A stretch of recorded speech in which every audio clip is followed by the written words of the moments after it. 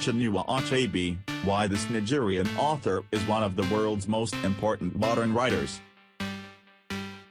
The late Nigerian author Chinua Achebe has been honored in a Google Doodle, underscoring his status as a towering figure of 20th century literature.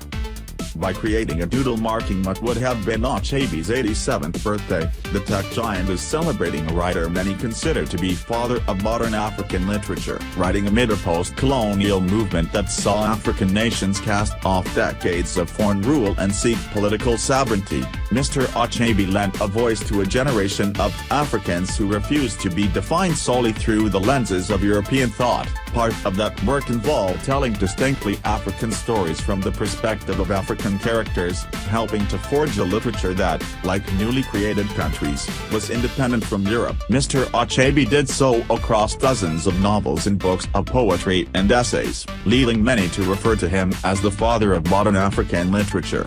He died in March of 2013 at the age of 82, having collected accolades that included the Man Booker International Prize. His oeuvre stood in deliberate opposition to works of European literature that cast Africa as a setting and its people as bit players in the central affairs of Western characters.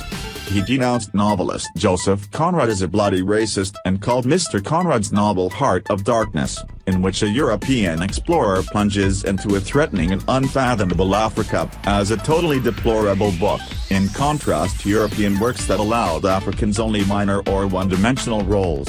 Mr. Achebe wrote novels that showed Nigerians as complex characters endowed with agency. His best-known work, Things Fall Apart, remains a staple of school curricula. It tells the story of Okonkwo, the proud leader of his village. The novel depicts the complex customs of the Igbo people, one of multiple ethnic groups in Nigeria with a distinct culture and language.